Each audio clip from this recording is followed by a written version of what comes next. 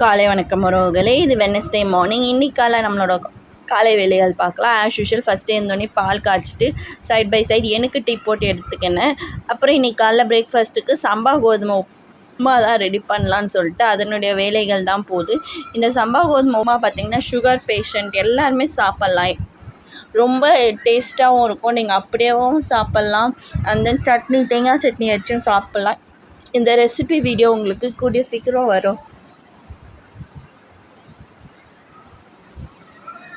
Breakfast சீரியஸில் இந்த video உங்களுக்கு வரும். எடுத்து வச்சுருக்கேன்.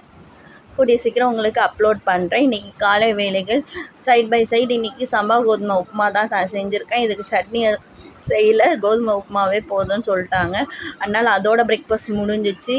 அப்படியே மதியானத்துக்கு அவரைக்காவை வேர்க்கடலை போட்டு வறுத்து எடுத்துக்கிட்டேன். அதே மாதிரி சாம்பாரும் பருப்பு போட்டு எடுத்துக்கிட்டேன். இன்றைக்கி காலை வேலைகள் இப்படி போச்சு. இந்த வீடியோ பிடிச்சிருந்துச்சின்னா லைக் பண்ணுங்கள், ஷேர் பண்ணுங்கள், கமெண்ட் பண்ணுங்கள் மற்றும் சப்ஸ்கிரைப் பண்ணுங்கள். எதுவுமே பண்ணாலும் லைக் பண்ணிட்டு போங்க. மற்றவங்களுக்கு ரெக்கமெண்ட் ஆகும், மற்றவங்களுக்கு பிடிக்கும். இன்றைக்கி கத்திரிக்காய் முருங்கைக்காய் சாம்பார் தான் வைக்க போகிறேன். அதுக்கு பருப்பு மட்டும் வச்சு எடுத்துக்கிறேன். இதே மாதிரி இன்னொரு மினி விலாகில் பார்க்கலாம். மறக்காமல் சேனல் சப்ஸ்கிரைப் போங்க. Bye guys.